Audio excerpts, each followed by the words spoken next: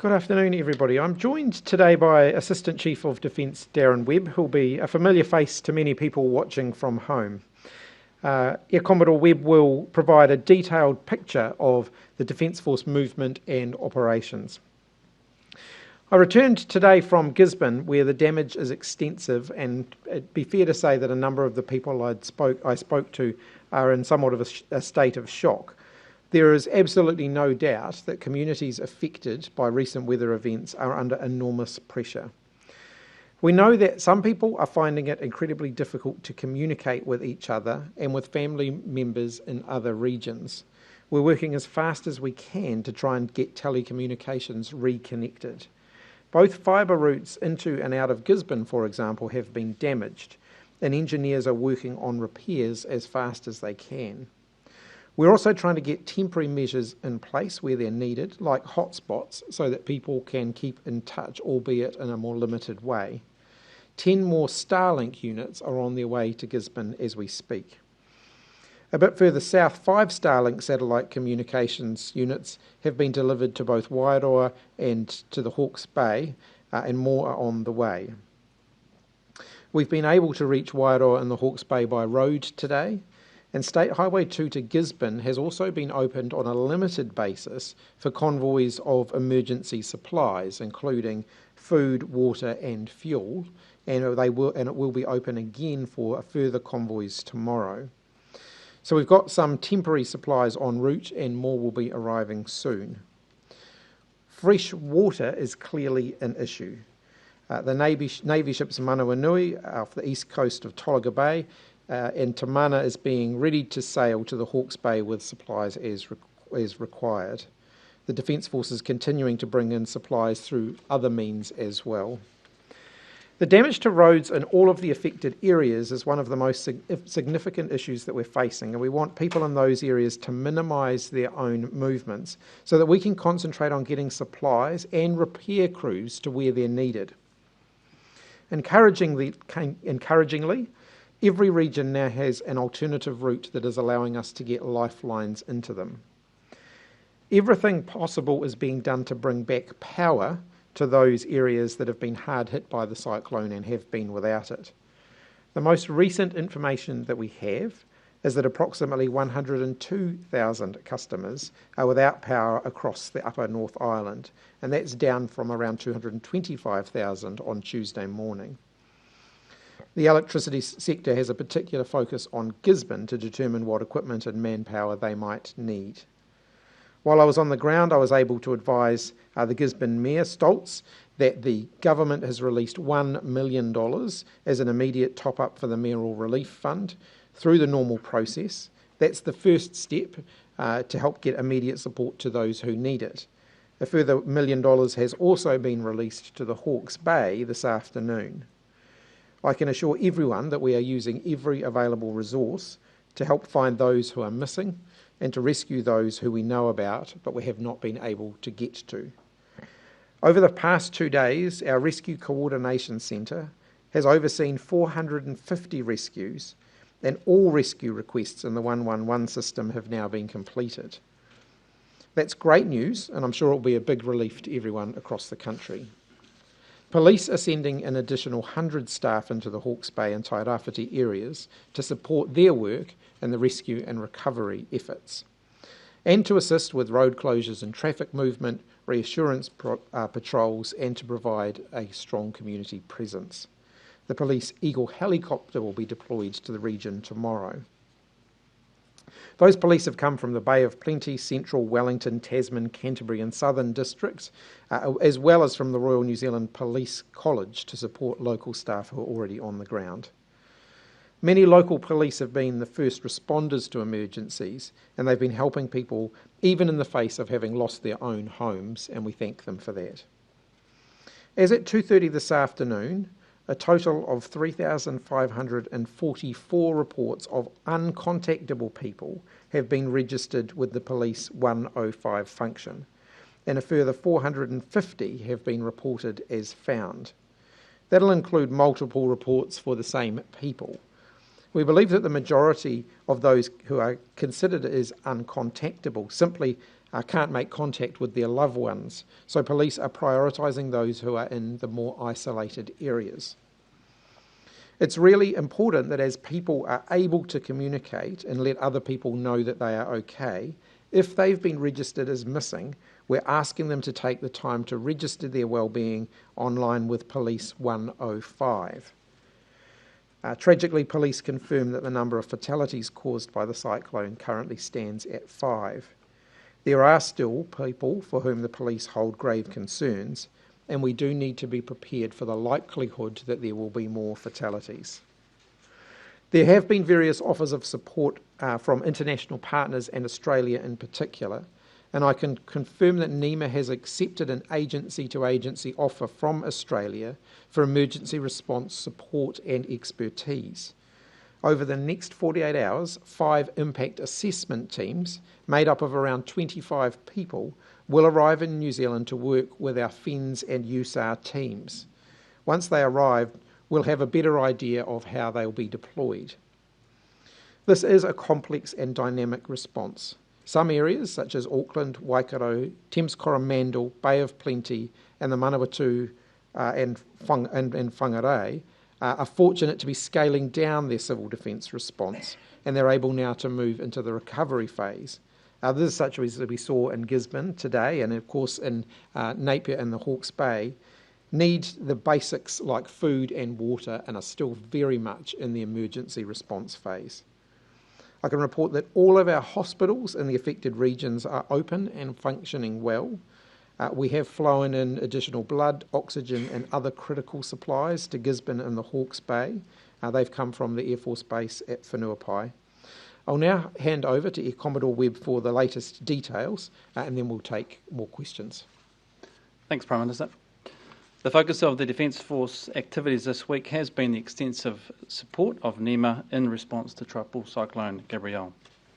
Our commitment currently consists of more than 700 Defence Force personnel deployed, with hundreds more on standby.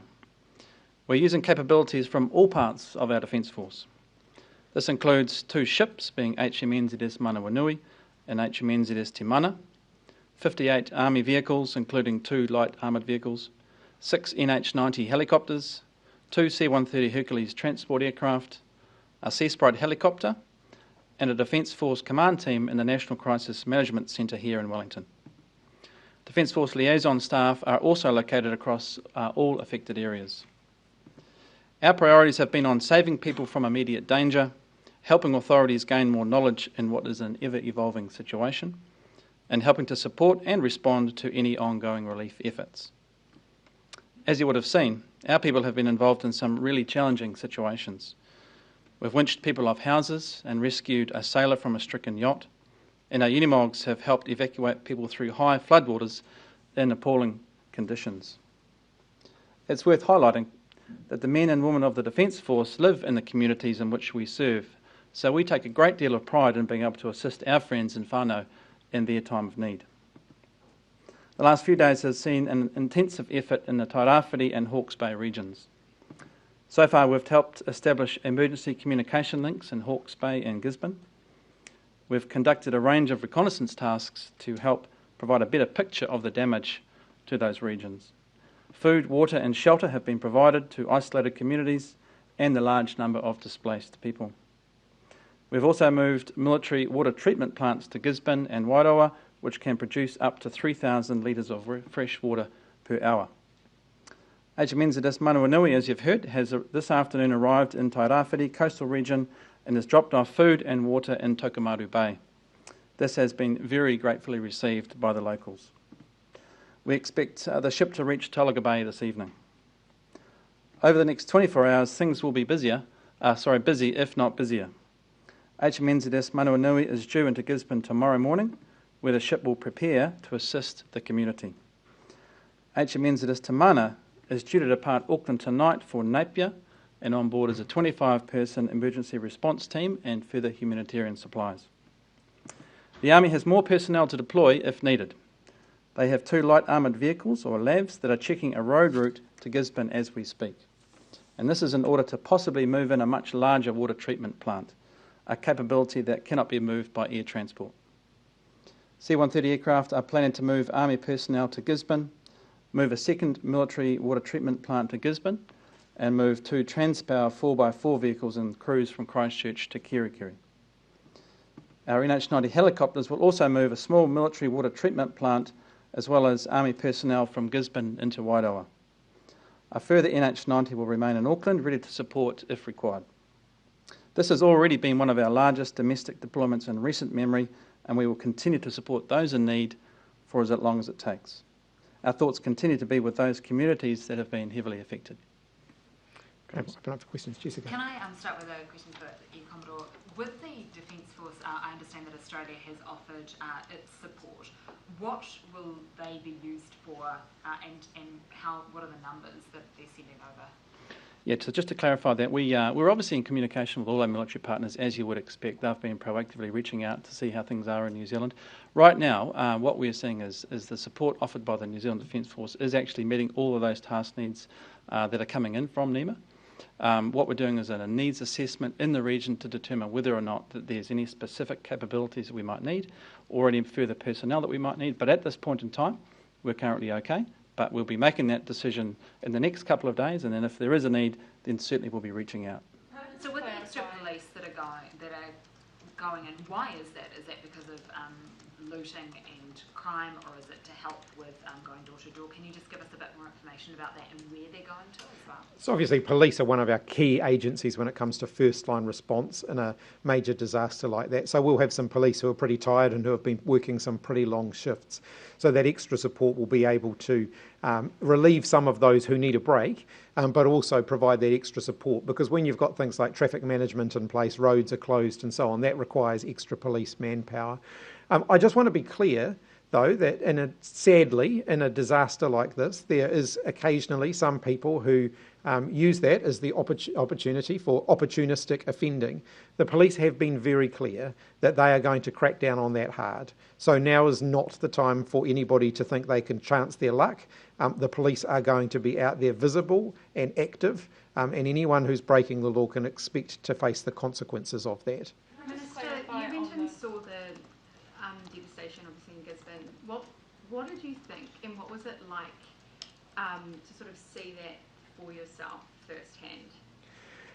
Look, it was a pretty moving morning. Obviously, flying in over Gisborne, it was clear the extent of the damage even before we'd gotten off the plane. A lot of water still there, damage on the beach actually on the approach into the airport. And then going and visiting people's homes, going and visiting the evacuation centres, being in the centre of the town, it is clear that there are some really big challenges facing that community at the moment.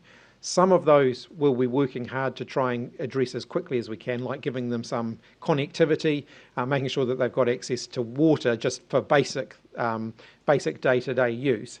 Getting the water supply back up and running clearly has to be a major priority. That's not going to be an overnight fix, so we'll be supporting them in the meantime until that can be done. I just want to acknowledge how difficult it is for those communities who have been affected by this weather event. The sorts of things that they were reporting back to me included that they felt very isolated, they felt very alone. That unfortunately is the nature of the initial phase in some of these events. But I just want to acknowledge how hard that's been for them. I think now that we are able to reconnect with them more easily, we can get more support to them. Why does that have to be the initial reaction to this? Why do people have to be isolated? Why can't we be, or why weren't we prepared for something like this in those regions? Well, I mean, if you look at some of those areas, they were just under a huge amount of water, and so it just wasn't possible to get to them, though the focus was on getting them to higher ground where they could be dry. And then once some of the water had subsided, we were able to get to them and provide that additional support. In the case of electricity, for example, weather will knock out electricity and telecommunications from time to time. We can build the networks as resilient as possible, but there will still, on occasion, be outages. The key thing that we've got to do is try and get them reconnected as quickly as possible. And yes, there will be an opportunity to look at whether we need to build more resilience into the networks and more contingency into the networks for future events. Minister, Prime Yeah. Minister, questions, Prime Minister. how people that are waiting to get information about missing loved ones and that sort of thing, how long will they need to be waiting, basically? I think when telecommunications are resumed, a number of those issues will resolve themselves because people will be able to get in touch with loved ones. Police are going through a process at the moment of prioritising all of the information that they've got. So they'll be looking to make sure that they're removing duplicates, that they are narrowing down to those where there are serious concerns, as opposed to ones where they're just a case of people not being able to get in touch with each other. And then they will proactively follow up, including going door to door and doing those kind of things to make sure that they're finding people. Do you have any overview or sort of number of the amount of people that there are, very serious concerns for versus people that are maybe just phones dead and they can't make contact? No, police still haven't put a particular number on that at this point. On Hawke's Bay, just a few questions related to that region. People are desperate to know the latest out of Eastdale. Were the reconnaissance flights a part of that? What's the latest picture that we have in terms of the damage there? We do have some real concerns about that area. We've got USAR teams up there at the moment, basically going door to door and doing a search and identifying the extent of the damage and the extent of any human harm.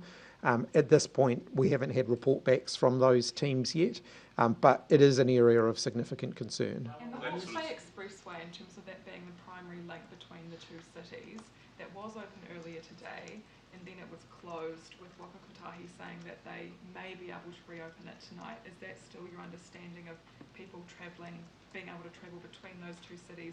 And what's the advice for those that have travelled across the bridge and are now stuck away from their home and unable to get back? Yeah, so obviously follow the guidance of Waka Kotahi. It really underscores the message, though, if you don't have to travel and you're somewhere safe, just stay where you are. Because if you're returning home and you're happy to stay home and you can get home, then and your home is safe to be in, then that's one thing. But now's not the time to be doing any unnecessary travel where you might end up being stuck somewhere. In some cases, Waka Kotahi are opening roads on a limited basis in order to allow for those essential lifeline supplies to get through. One of the reasons that they're doing that, though, is that when they're then closing them again. One of the reasons that they're doing that is they want to actually be able to reopen them as quickly as possible. So by closing them, then they're actually able to get the work done faster. And so they want to be able to open roads as fast as they can, and that means limiting the amount of time that they've got traffic on them so that they can get the repairs done as quickly as possible. And we're expecting more rain overnight in the Hawke's Bay region. What is the advice there, and what's your message to people that are anxious? The advice is the same as it's been right the way through. Be prepared. We're dealing with very unpredictable weather at the moment. It is certainly likely that there will be more rain. That's what the forecasts are suggesting. So, as we've said right from the beginning, if you can stay put, stay put. Make sure you've got what you need in order to stay put if it's safe to do that. And if you need to evacuate, be prepared and be ready to evacuate as well. So clearly that involves your grab and go bag, making sure you've got something warm and dry to wear, and that you've got a plan. In terms of connectivity, though, in the region, people having phones that have battery to get those civil defence alerts to evacuate. Are you confident that those that may need to evacuate, when they're told to, will get those messages? Because we've got different reports about how connected people are in that region.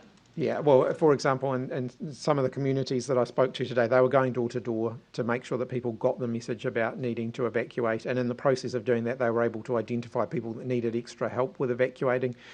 Communities are coming together and managing this incredibly well. I acknowledge that where decisions are being made often in really difficult circumstances, sometimes in the middle of the night, and where communications are limited, it is going to be a very basic response. That it might be people going door to door to tell people that they need to move. On the Australian support, can you just clarify, is that 125 people total coming, and is that what you asked for? That's 25 at the moment, so that's 25 in total. We'll continue to talk to them, and if we need more, I'm sure that they will send more. At the moment, I guess the focus was to get people here as quickly as we can.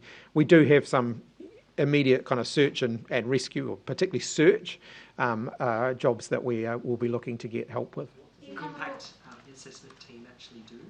They'll basically be going and looking at, they'll be looking for people, if people are missing. They'll be looking at buildings, so whether they're habitable or not, and providing that intel back that's going to allow assessments about what areas need to stay evacuated and all of those sorts of things. Can I just clarify why it'll take a couple of days for you to respond to Australia? I mean, we're in one of our biggest natural disasters. We've been hearing it for several days from the podium. Would it not be a good idea to say, yes, please, we would like the help? Or is it something that you feel like, what's the hesitation?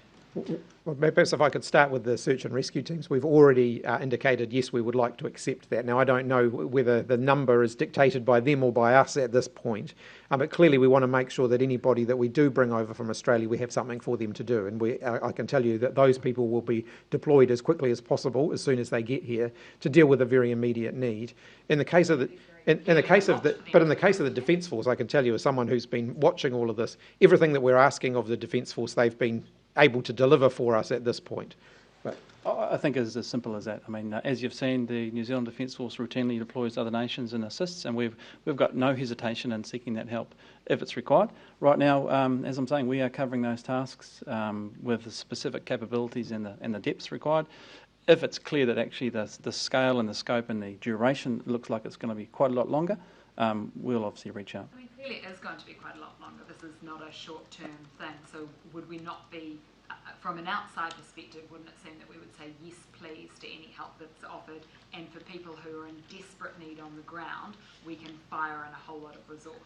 I think it just comes back to those tasks that we've been tasked through NEMA. If it's exhausting our requirements, we'll ask for it. But right now, we're just not seeing that. We'll come up the back. On the Chatham Islands. Sorry, the Chatham Islands okay? I haven't had an update today, but my understanding is that the weather pattern, by and large, skipped them. That was the advice that we had yesterday. I haven't had any updates today, so I'm sure we would have heard if that was not the case. Do you want me to go? The USAR work in the Esk Valley, the door-to-door exercise, how long is that expected to take? I don't know. I don't have an estimate of time. Obviously, it'll take as long as it needs to take, though. Joe. As civil defence and fire and emergency, and anyone really who's going around trying to tell people that they need to evacuate still or may need to, are they getting any pushback from people, or for the most part is it people who are accepting that needs to happen? The feedback that I had on the ground today was that people were by and large accepting that it needs to happen. Of course, in any situation like this, you do hear of the odd occasion where people want to stay put. Generally speaking, communities have been quite convincing and encouraging people of the need to evacuate. So I haven't been made aware of any examples where people have really dug in. And just on the uncontactable people, and you mentioned that there's obviously a prioritisation that's going on there. Presumably, the people that are the biggest priority are probably in areas that aren't easy to get to. That's either. right. So, I mean, are there potentially whole households that it may be some days, if not weeks, before there actually is access if they're up in like high farmland, etc.? The police have indicated that they're going to prioritise those more remote and isolated people if they've got reports that they are unable to be contacted. And is that a case of choppering people in, basically? We'll leave that decision to the police. Obviously, they've got some resources of their own. They've got the police Eagle helicopter heading down there tomorrow. But also we have used, where necessary, military resources to assist with rescue operations. Luke. You talked about some of the areas that have gone on to the recovery phase and the ones that are still in the emergency phase. I guess the main ones being sort of tied up in Hipkins Bay. How long do you expect them to remain in the emergency phase, sort of based on the work at the moment? I mean, clearly there are some big challenges ahead. They need to re-establish transportation links. They need to get the power back on, and they need to get a good level of telecommunications restored before they're able to kind of start moving towards recovery. I don't have time estimates for all of that. I know from what I've seen in Gisborne today, for example, getting water regularised again, fresh water regularised again, could be very challenging. The water reservoir is quite a long way out of the city, and there's extensive damage to the pipelines between it and the city, and so that's going to take some time to resolve. But they are working on alternatives. So I just couldn't put a timetable on it, though. And the other thing is, obviously, there's a lot of agencies, both in the emergency response and then the recovery response, which are spending, quite a lot of their budgets on this stuff. will they all be looking to get top-ups? Like will you be looking to give them top-ups, their cash, so that they can then also carry out their other tasks? Look, we'll be absolutely making sure that we see New Zealand through this. It is a significant event. It is, on a scale of what we've seen with the Christchurch earthquake, for example, and it's going to take some time to work through it, and we will absolutely see this process through. We're working through at the moment advice around just how best to structure the recovery effort. Clearly there's some existing provisions in law to transition from a response to a recovery, and we're working through those options at the moment. Do you have a number on the Yes, down the front. Some of those more isolated communities up around the East Cape, which are physically cut off and their bridges washed away. What have you heard from those areas about the situation there, and any plans to get supplies into those areas?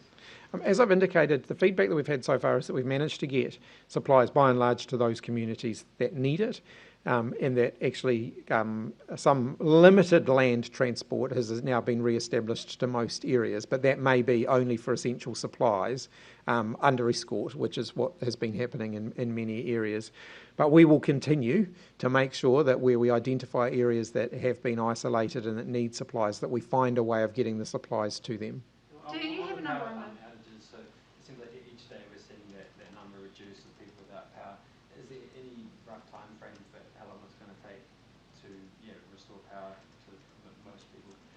I don't have a particular time frame. Clearly, probably the biggest bulk now of those who are without power are in the Hawke's Bay area, and they're throwing everything at it. Do you have an update on the number of displaced people? I'll have a look and I'll come back to that, but because I think I might do. But have you had a health update yet on the number of people who may be injured or in hospital?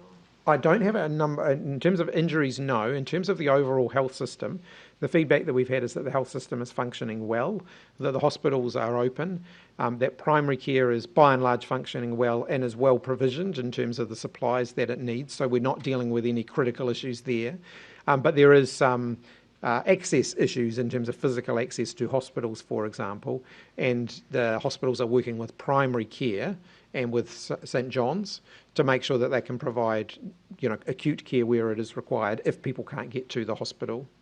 In terms of the number of people displaced, I knew I had the number here. We've got approximately 3,187 people, and there were an additional 800 evacuated households in Auckland and Northland. Can you guarantee that everyone who needs one has a bed? That's a difficult question to answer, because in many cases people are finding alternative accommodation off their own bat, so they might be going and staying with friends and family and so on. What I can tell you is that there is still capacity in the evacuation centres that we've got set up. And so we monitor that closely, and where we need to add extra capacity to the evacuation centres, we do that. But there will be people who have made their own arrangements, and I just couldn't put a number on that. Yeah. So there seems to be a reliance in some areas on Starlinks. Do we have enough in New Zealand? Dr. Shane Reddy has tweeted at Elon Musk today asking for more. Is that necessary? The advice that I've got is that there is a reasonably good supply of Starlinks in New Zealand, and as you've indicated, I think the big challenge at the moment is just getting them to the places where they're needed. So we've been dispatching them over the last 24 to 48 hours, and that's going to continue.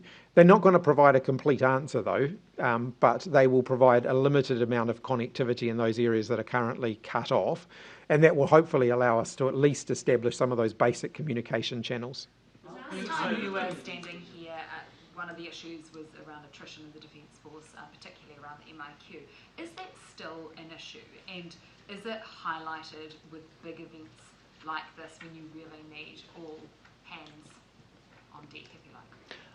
What you're seeing out there is trained, motivated men and women of the Defence Force doing exactly what they wanted to do when they joined up, and I think we should be all really proud of what they do for us every single day.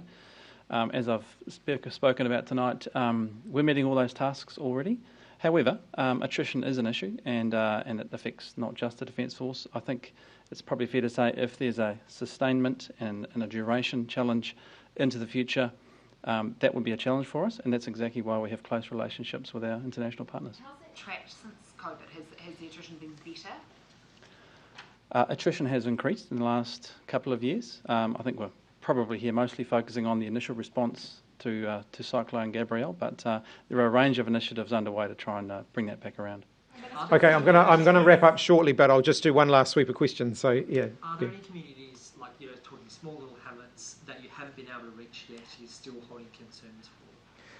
It is quite possible that there'll be some smaller communities that haven't been reached yet.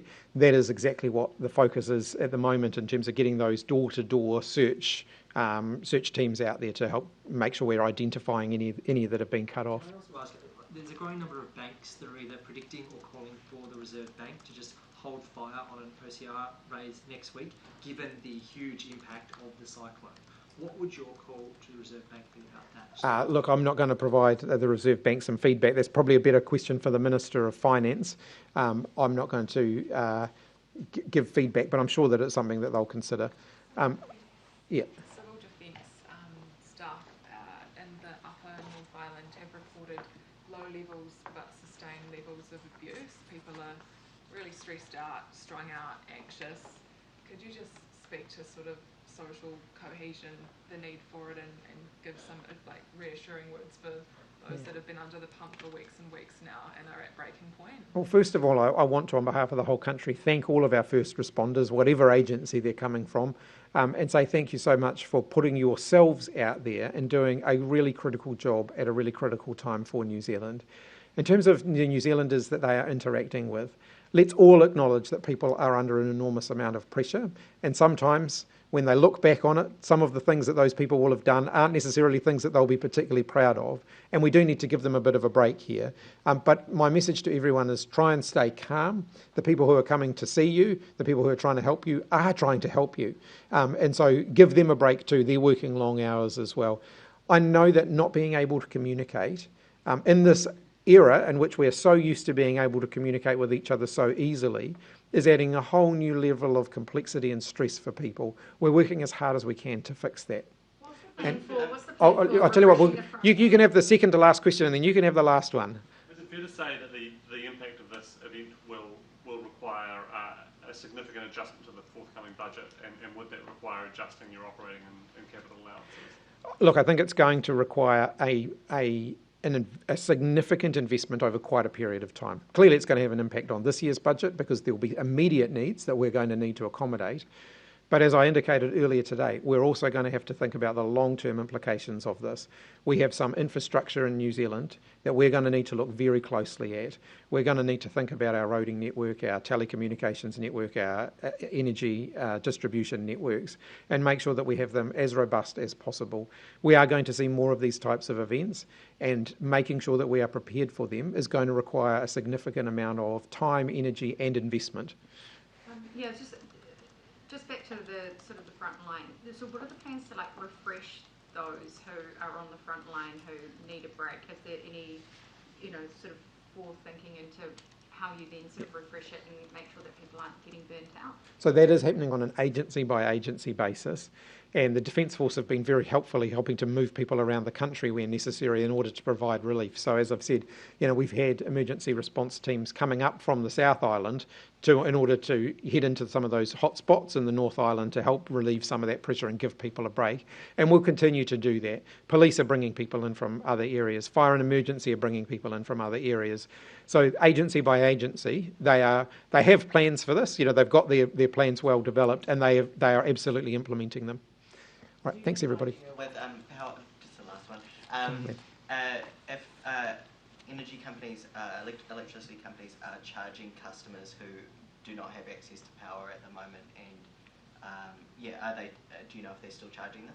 I haven't got an answer on that specifically, but what I would say is my expectation is that electricity companies will act responsibly in these circumstances. What do you mean by act responsibly? Do you mean not charge people when they're not receiving power?